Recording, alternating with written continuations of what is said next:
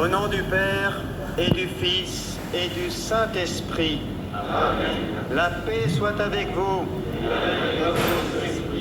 Chers frères et sœurs, vous qui êtes malades ou en situation de handicap ou en situation de fragilité, nous sommes heureux de vous entourer. Nous sommes heureux de prier avec vous ici à la grotte de Lourdes, où Bernadette, grâce à la Vierge Marie, a fait l'expérience de la consolation de Dieu. Nous nous préparons à rencontrer notre Dieu, car chaque Eucharistie est une rencontre avec notre Dieu, qui est un Dieu vivant, présent, agissant. Préparons-nous à rencontrer le Père des miséricordes, en reconnaissant humblement que nous avons péché.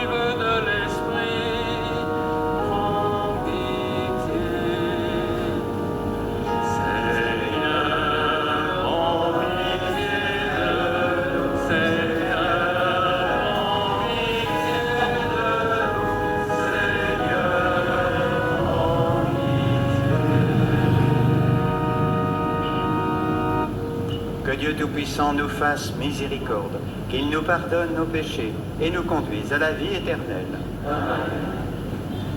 Prions le Seigneur. Seigneur Dieu, nous en appelons à ta providence, qui sans des saints jamais ne se trompe, et nous te supplions humblement.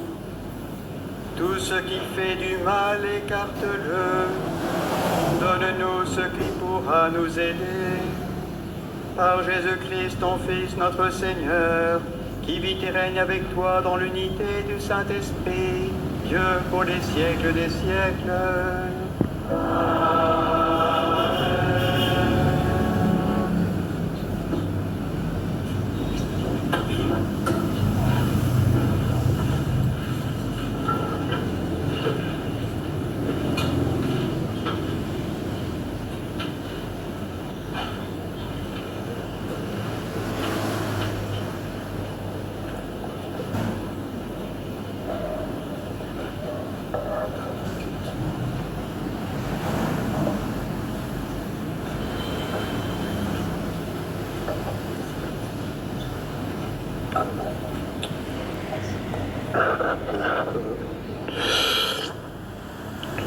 Lecture de la deuxième lettre de Saint Paul, apôtre à Timothée. Bien-aimé, souviens-toi de Jésus-Christ ressuscité d'entre les morts, le descendant de David. Voilà mon évangile. C'est pour lui que j'endure de la souffrance jusqu'à être enchaîné comme un malfaiteur. Mais on n'enchaîne pas la parole Dieu. C'est pourquoi je supporte tout pour ce que Dieu a choisi afin qu'ils obtiennent en eux aussi le salut qui est dans le Christ Jésus avec la gloire éternelle. Voici une parole digne de foi. Si nous sommes morts avec lui, nous vivrons. Si nous supportons l'épreuve avec lui, nous régnerons. Si nous le rejetons, lui aussi nous rejettera. Si nous manquons de foi, lui reste fidèle à sa parole, car il ne peut se rejeter lui-même. Voilà ce que tu dois rappeler en déclarant solennellement devant Dieu qu'il faut bénir les querelles de mots, ils ne peuvent à rien sinon à perturber ceux qui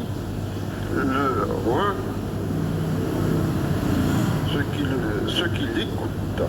Voilà. Toi-même, efforce-toi de te présenter devant Dieu comme quelqu'un qui a fait ses preuves, un ouvrier qui n'a pas à rougir de ce qu'il a fait et qui trace tout droit le chemin de la parole de vérité, parole de Dieu, du Seigneur.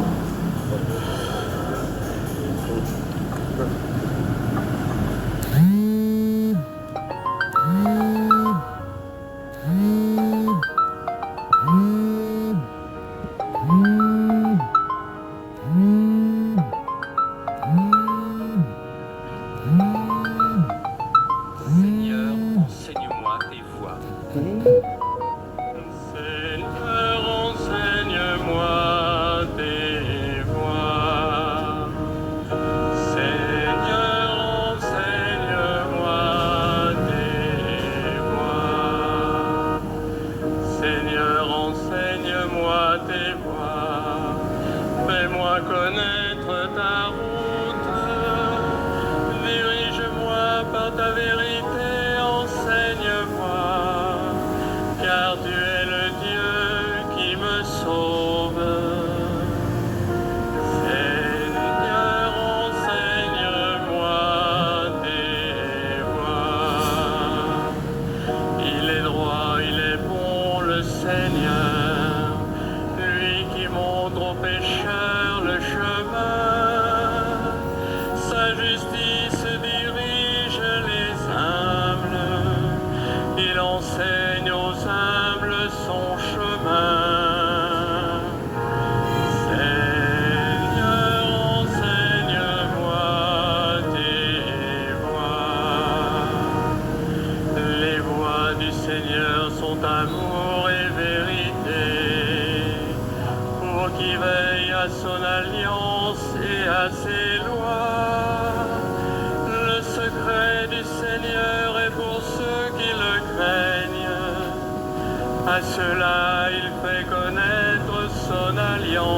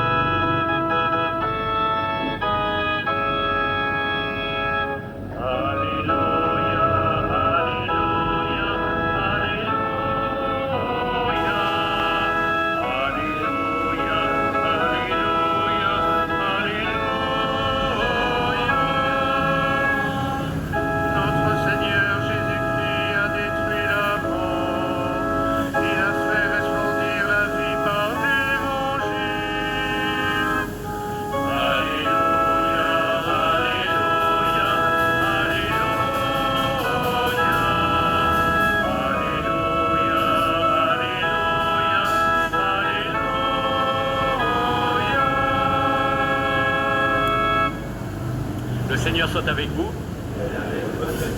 Évangile de Jésus-Christ selon saint Marc. En ce temps-là, un scribe s'avança pour demander à Jésus « Quel est le premier de tous les commandements ?»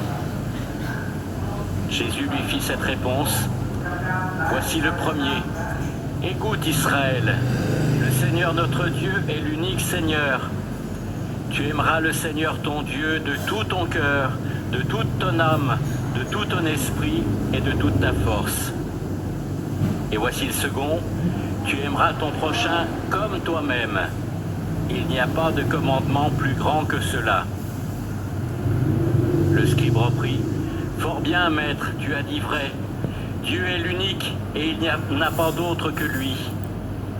L'aimer de tout son cœur, de toute son intelligence, de toute sa force, et aimer son prochain comme soi-même, vaut mieux que toute offrande d'holocauste et de sacrifice. » Jésus, voyant qu'il avait fait une remarque judicieuse, lui dit « Tu n'es pas loin du royaume de Dieu. » Et personne n'osait plus l'interroger. Acclamons la parole de Dieu.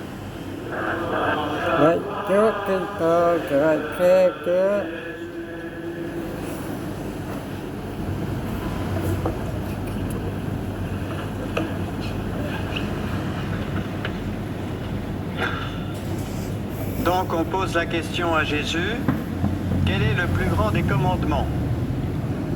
Parfois ça m'arrive quand je rencontre des groupes de jeunes confirmants par exemple, ou aussi des adultes, je leur demande, mais alors, vous vous souvenez de cette question dans l'évangile? Quelle est la réponse de Jésus? 9 fois sur 10, on me répond, tu aimeras ton prochain comme toi-même. Ben oui, mais ça c'est le deuxième. C'est bizarre, hein? On oublie le premier commandement, c'est tu aimeras le Seigneur ton Dieu de toute ton âme, de toute ta force, etc. Et il y a même autre chose avant. En fait, il y a comme un préalable avant. Avant de donner les 2 commandements, Jésus commence par dire « Écoute, écoute Israël, le Seigneur ton Dieu est l'unique Seigneur. » Donc ça veut dire qu'il faut commencer par écouter si on veut mettre en pratique les commandements. Vous savez, Dieu, il nous parle de bien des manières. Il nous parle dans le silence. Il nous parle à travers les événements, à travers les rencontres. Ici à Lourdes, il nous parle, le Seigneur. Mais il nous parle surtout à travers sa parole, la parole de Dieu.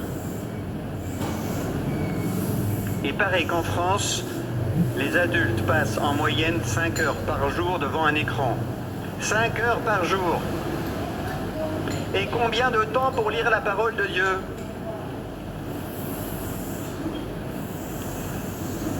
Parfois on me dit, bah oui, mais enfin quand on vient à la messe, on écoute la parole de Dieu. Ben, c'est vrai. Mais vous avez remarqué que parfois à la sortie de la messe, si on vous demande, ça parlait de quoi la première lecture? Parfois on a du mal à répondre, hein, parce que c'est entré par une oreille, c'est sorti par l'autre. Moi si j'avais un conseil à vous donner, c'est quand vous allez à la messe, le jour où vous allez à la messe, le matin, chez vous, vous lisez les textes. Et puis vous vous demandez qu'est-ce que le Seigneur va me dire aujourd'hui. Vous verrez, la parole de Dieu va davantage s'imprégner dans vos cœurs. Écoute Israël, le Seigneur ton Dieu est l'unique Seigneur. Ça veut dire qu'il n'y a pas d'autre Dieu, il n'y a pas d'autre sauveur. Le Seigneur est ton seul sauveur et tu ne l'écoutes pas. Mais il faut être fou. Vous imaginez, vous êtes dans un immeuble en flammes, et puis il y a un pompier qui arrive là, avec la grande échelle, il frappe à la fenêtre. Vous n'écoutez pas parce que vous êtes en train d'écouter, de voir Netflix ou je ne sais pas trop quoi là. Mais il faut être fou. Il faut être fou pour ne pas écouter la parole de Dieu. Donc il faut commencer par écouter. Après, il y a le premier commandement. Tu aimeras le Seigneur ton Dieu de tout ton cœur, de toute ton âme, de toute ta force. Autrement dit, il faut être des amoureux de Dieu. C'est pas compliqué, des amoureux de Dieu. Parfois les gens ils disent oh ben moi je voudrais bien être amoureux de Dieu, mais enfin il faudrait que je connaisse un peu plus. Et si tu ne l'écoutes pas, comment tu peux le connaître? Lis sa parole et tu verras qu'il a donné sa vie pour toi, par amour, parce qu'il t'aime. Fais le chemin de croix et tu vas voir combien il a souffert pour toi. Va te confesser et tu vas faire l'expérience de la miséricorde de Dieu. Dieu se manifeste à ceux qui le cherchent. Cherche le Seigneur et tu vas voir, tu vas faire l'expérience de son amour pour toi. Et alors, tu pourras l'aimer en retour. Et tu pourras lui dire chaque jour, dans le secret de ton cœur, Seigneur, tu sais bien que je t'aime. Oh, je ne t'aime pas assez. Aide-moi à t'aimer davantage. Ensuite, il y a le deuxième commandement. Tu aimeras ton prochain comme toi-même. Comme toi-même. Ça, c'est dur. Ça, faut reconnaître que c'est difficile. Déjà, nos amis, ceux que nous aimons, déjà les aimer autant qu'on s'aime soi-même, c'est pas si facile. Mais le prochain, c'est pas que les amis. Le prochain, ça peut être, je sais pas, le SDF que je croise dans la rue. Le prochain, ça peut être mon voisin qui m'agace parce qu'il n'arrête pas de faire du bruit. Ça peut être mon ex ou je sais pas qui. Et là, on se rend compte que c'est pas facile d'être aussi préoccupé de l'autre que de moi-même. En fait, aimer son prochain comme soi-même, aucun de nous n'y arrive parfaitement. Mais si je laisse une place à Jésus dans ma vie, si j'accueille vraiment Jésus dans ma vie, alors peu à peu, je me rends compte que j'arrive à me décentrer de moi-même, être un peu moins préoccupé de moi-même et un peu plus des autres. Je me surprends à faire du bien à des gens pour qui je n'ai aucune attirance. C'est ça l'amour du prochain. Et là, je me rends compte que je grandis dans l'amour. Il y a encore une chose que je voudrais souligner dans cet évangile, c'est cette phrase que Jésus approuve quand l'homme dit « Aimer Dieu de tout son cœur, aimer son prochain comme soi-même, vaut mieux que tous les sacrifices et les holocaustes. » Alors c'est vrai, on pourrait dire « Bon, de toute façon les sacrifices c'est fini, ça on n'offre plus des taureaux et des agneaux, tout ça c'est fini. » Oui, c'est vrai, mais parfois on peut quand même être dans la négociation avec le Seigneur, faire du commerce. Bon Seigneur, c'est promis, si tu accèdes à ma demande, je t'offrirai ceci, cela. On fait du commerce. C'est comme les sacrifices en fait. Hein. C'est vrai, on n'offre plus des taureaux en sacrifice. Mais Saint Paul écrit dans la lettre aux Romains, faites de votre vie un sacrifice saint. Et donc, ce n'est pas des taureaux qu'il faut offrir au Seigneur, c'est notre vie. Ça veut dire déjà faire le choix de faire la volonté de Dieu. Ça veut dire aussi lui offrir les contrariétés et les petites épreuves du quotidien. Vous avez entendu dans la première lecture, Saint Paul dit « Si nous sommes morts avec le Christ, avec lui nous vivrons. Si nous supportons l'épreuve, avec lui nous régnerons. » Supporter l'épreuve. Ça, c'est dur à entendre quand on est malade ou handicapé, quand l'épreuve est lourde à porter. Supporter l'épreuve, en fait, c'est une invitation de Jésus qui nous dit « Je suis avec toi dans ton épreuve. Ne te durcis pas, ne te révolte pas, ne la vis pas tout seul. Vis-la avec moi. Même si tu ne comprends pas, fais-moi confiance. Ton épreuve, je vais la prendre dans mon offrande et elle portera du fruit, un fruit de joie. Et confiance, tu n'es pas loin du royaume de Dieu. Amen.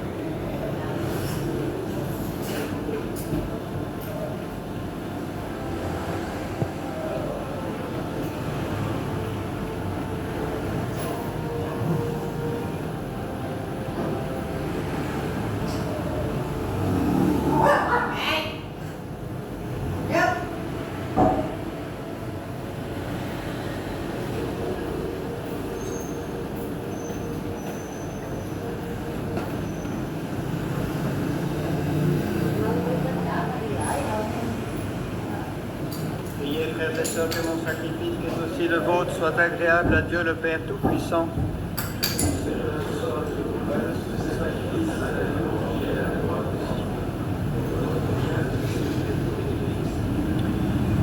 Confiant dans ta tendresse, Seigneur, nous approchons de ton autel avec respect en apportant nos présents.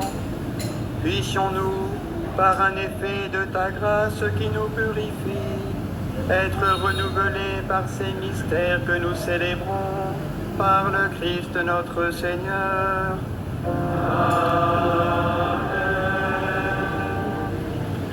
Le Seigneur soit avec vous. Élevons notre cœur. Rendons grâce au Seigneur notre Dieu.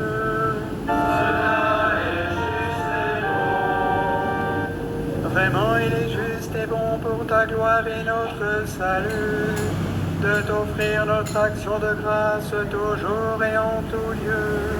Seigneur Père très saint, Dieu éternel et tout-puissant, par le Christ notre Seigneur. Le rappel de sa mort provoque notre amour. L'annonce de sa résurrection ravive notre foi.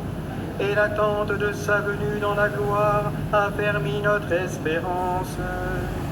C'est pourquoi, avec les saints et tous les anges, nous te louons et sans fin nous proclamons.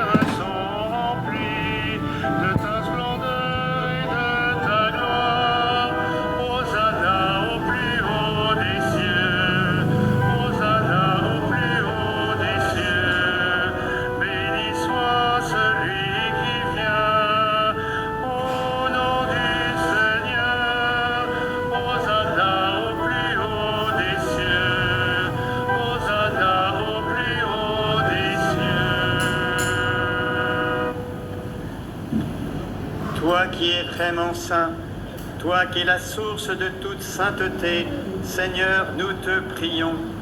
Sanctifie ces offrandes en répandant sur elles ton esprit, qu'elles deviennent pour nous le corps et le sang de Jésus, le Christ notre Seigneur. Au moment d'être livré et d'entrer librement dans sa passion, il prit le pain, il rendit grâce, il le rompit et le donna à ses disciples en disant : « Prenez et mangez-en tous, ceci est mon corps, livré pour vous. »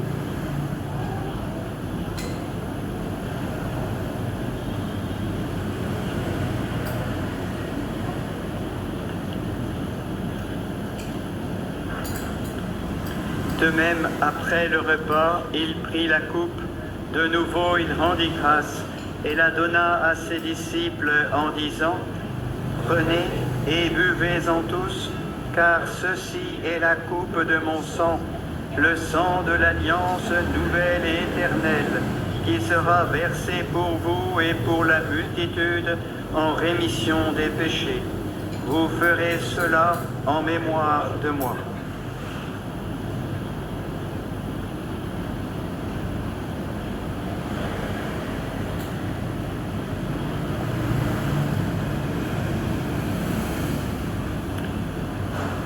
Proclamons le mystère de la foi.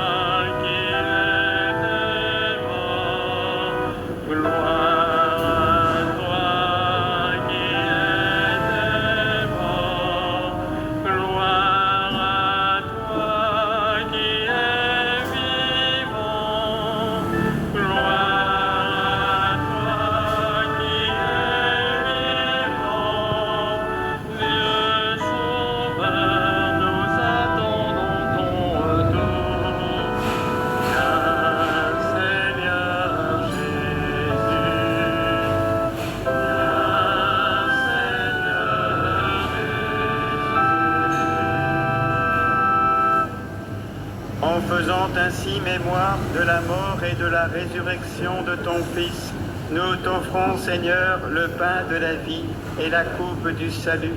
Et nous te rendons grâce, car tu nous as estimés dignes de nous tenir devant toi pour te servir. Humblement, nous te demandons qu'en ayant part au corps et au sang du Christ, nous soyons rassemblés par l'Esprit Saint en un seul corps. Souviens-toi, Seigneur, de ton Église répandue à travers le monde. Fais-la grandir dans ta charité en union avec notre pape François, notre évêque Jean-Marc et tous les évêques, les prêtres et les diacres.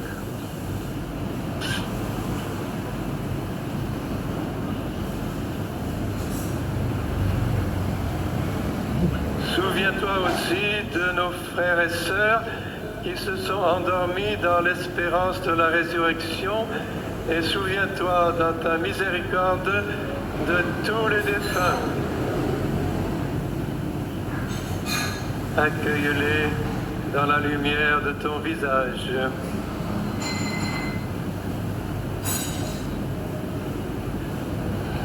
Sur nous tous enfin, nous implorons ta bonté.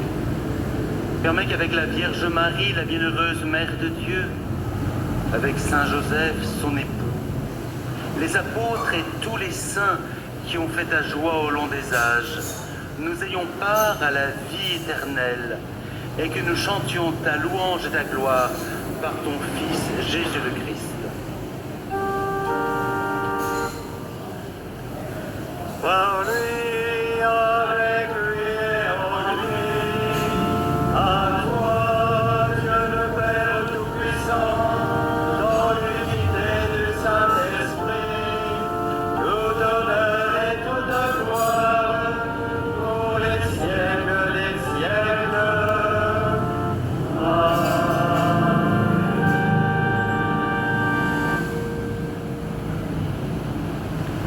En communion avec nos frères et sœurs malades, en communion également avec tous ceux qui nous suivent sur KTO, nous pouvons dire la prière que Jésus nous a enseignée. Notre Père, qui es aux cieux, que ton nom soit sanctifié, que ton règne vienne, que ta volonté soit faite sur la terre comme au ciel. Donne-nous aujourd'hui notre pain de ce jour. Pardonne-nous nos offenses, comme nous pardonnons aussi à ceux qui nous ont offensés. Et ne nous laisse pas entrer en tentation, mais délivre-nous du mal. Délivre-nous de tout mal, Seigneur, et donne la paix à notre temps. Soutenus par ta miséricorde, nous serons libérés de tout péché, à l'abri de toute épreuve. Nous qui attendons que se réalise cette bienheureuse espérance, l'avènement de Jésus-Christ, notre Sauveur. Car c'est la gloire et la piété, le règne, la puissance et la gloire, pour les siècles des siècles. Seigneur Jésus-Christ, tu as dit à tes apôtres, je vous laisse la paix, je vous donne ma paix. Ne regarde pas nos péchés, mais la foi de ton Église. Pour que ta volonté s'accomplisse, donne-lui toujours cette paix et conduis-la vers l'unité parfaite, toi qui vis et règnes pour les siècles des siècles. Amen. Que la paix du Seigneur soit toujours avec vous. Et avec votre esprit. Frères et sœurs, dans la charité du Christ, échangeons un geste, un signe de paix.